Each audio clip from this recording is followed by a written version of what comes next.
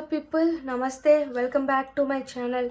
In this video I will discuss about the allergic conjunctivitis. What is it? Allergic conjunctivitis from diseases of conjunctiva, ophthalmology, third year MBBS.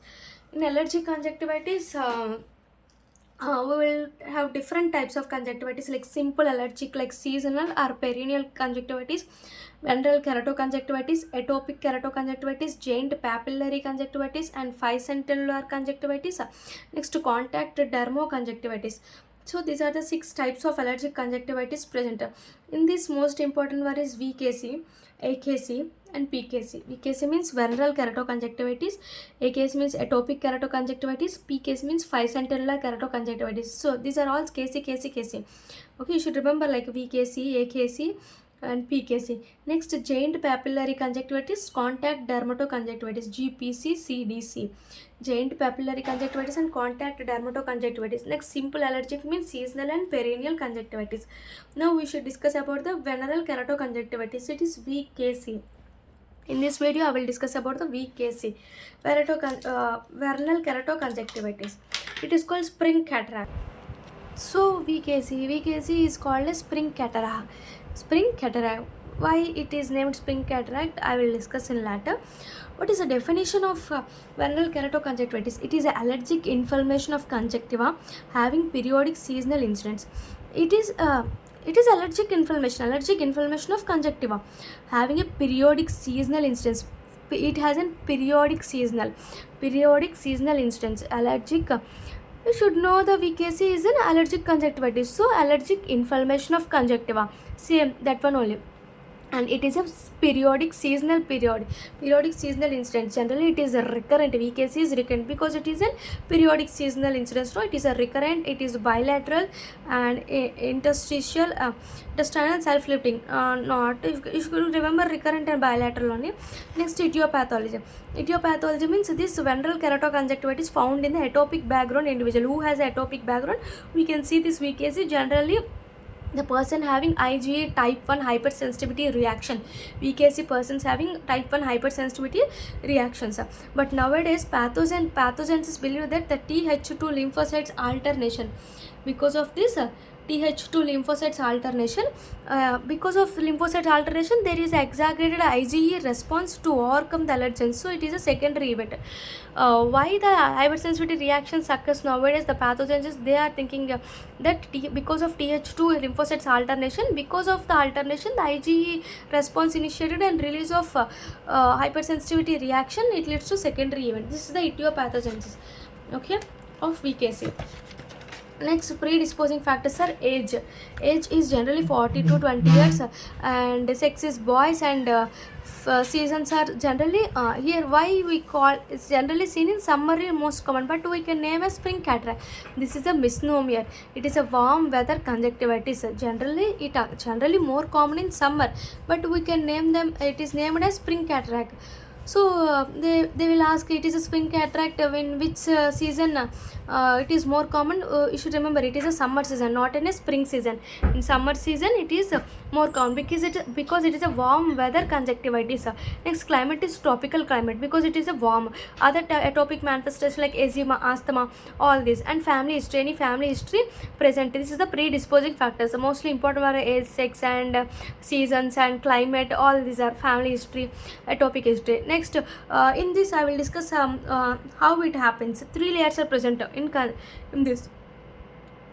Epithelial conjunctiva has 3 layers: epithelium layer, adenoid layer, fibrous layer. So you can remember that epithelial, adenoid, fibrous layer.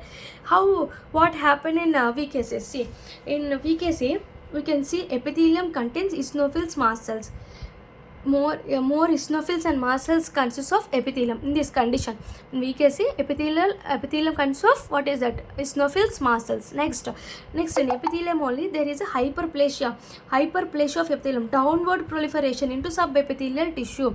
Hyperplasia of epithelium occur. Hyperplasia means it undergoes downward proliferation of in the subepithelial tissue. It contains more eosinophils and mast cells. In this epithelium of VKC, this is present. And in adenoid layer, layer, same mast cells, eosinophils. Along with mast cell, eosinophil, there is a plasma cells, lymphocytes, histiocytes are also present in adenoid layer. Next, fibrous layer. Fibrous layer shows proliferation, means hyaline changes. Hyaline changes occur, shows proliferation will occur, it leads to hyaline changes. Next we can see in this conjunctival vessels, like proliferation, increase the permeability, vasodilatation occur, proliferation occur, more proliferation, more permeability. Because of the proliferation, permeability occur, vasodilatation means more permeability, and this blood vessels undergoes proliferation. This is the conjunctival vessels. This is epithelium, fibrosis and adenoids. Okay, in epithelium what undergoes histiocytes, mast cells, eosinophils, hyperplasia occur. Same mast cells, eosinophils, lymphocytes, histiocytes and plasma cells in adenoids. What is that? Adenoid layer. In fibrous layer we can see the shows proliferation, hyaline changes.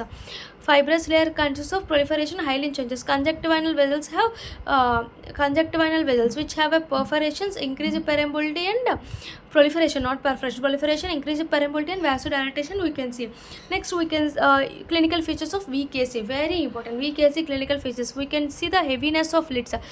See in this you can remember heaviness of lids and string ropey discharge, very important. String ropey discharge is present in VKC. And other common are itching, burning sensation, lacrimation, photophobia, all these are present.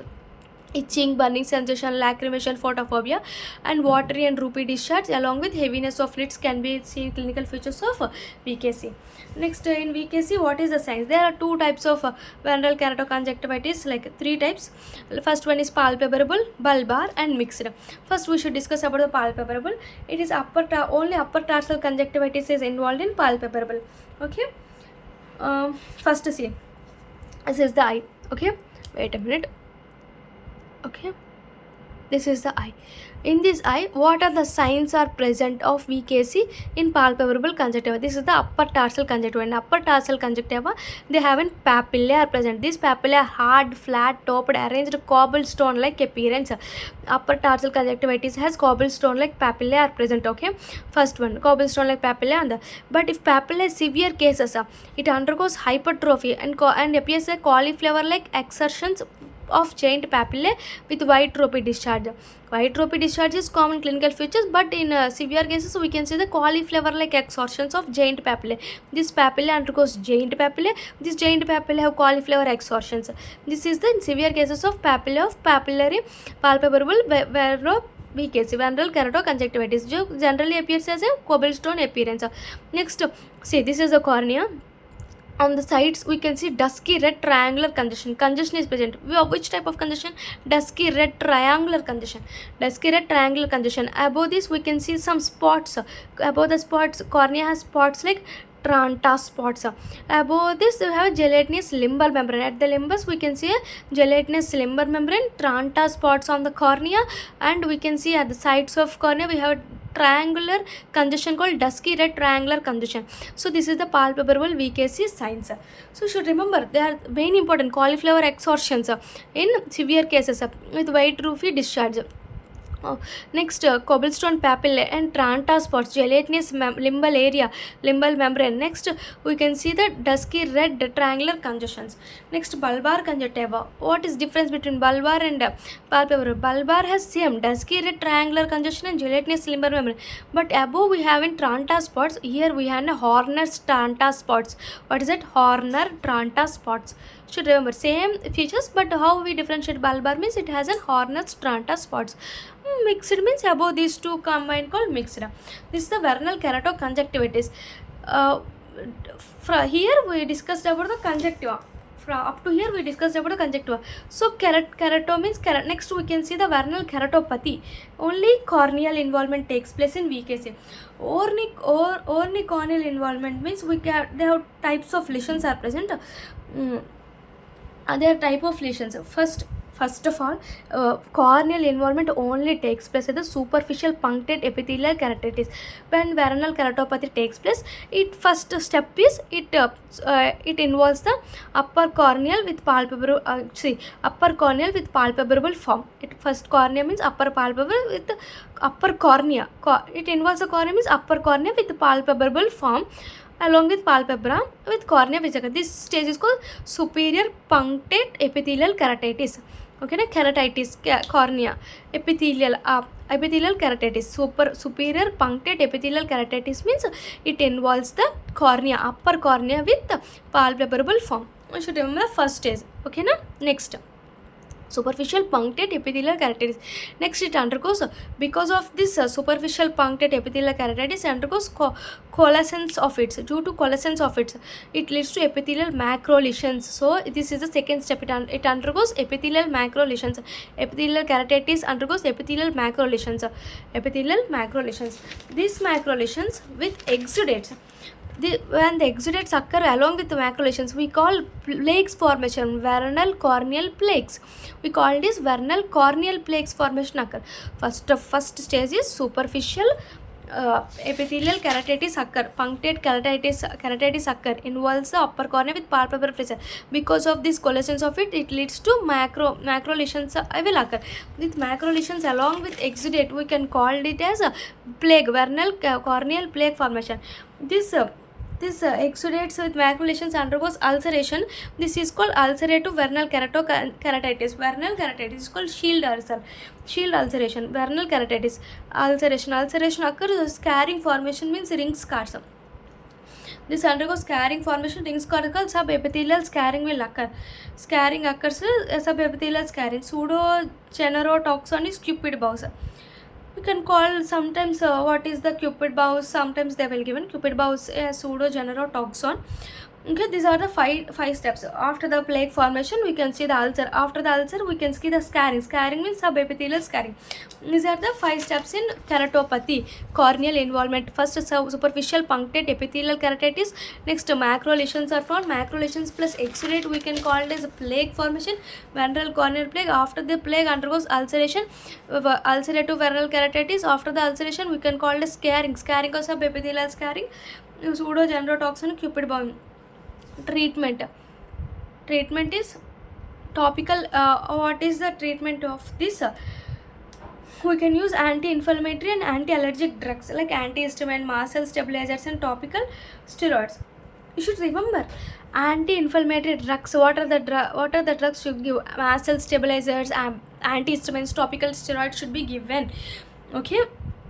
Steroids are more safest. Steroids are fluoromethanol and lotiprednol. Generally they will ask what are the most safest steroids should be given, means lotiprednol and fluoromethanol. Means a small amount of steroid content is present in this, so it is the safest. What is that? Fluoromethanol and lotiprednol. Mast cell stabilizer, sodium chromoglycate, all these, and along with immunodilators are also given like cyclosporin and tacrolimus. Next, we can use systemic like antibiotics, oral steroids. Next, we can use topical lubricants, mucolytics.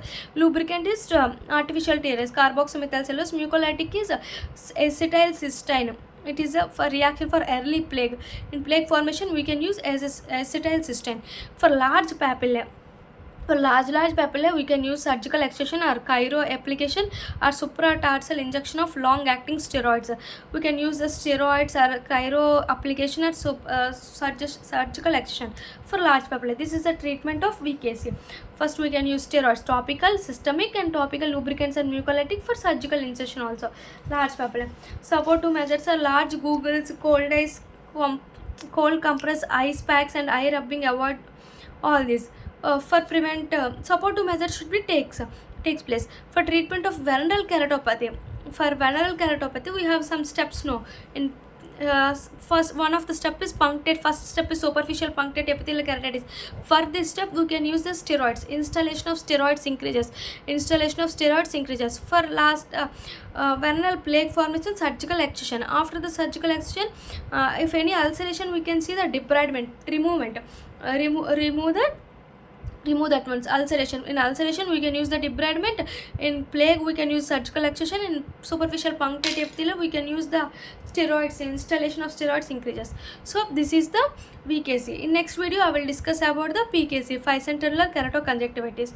So thank you. Please subscribe my channel and please support us. Thank you.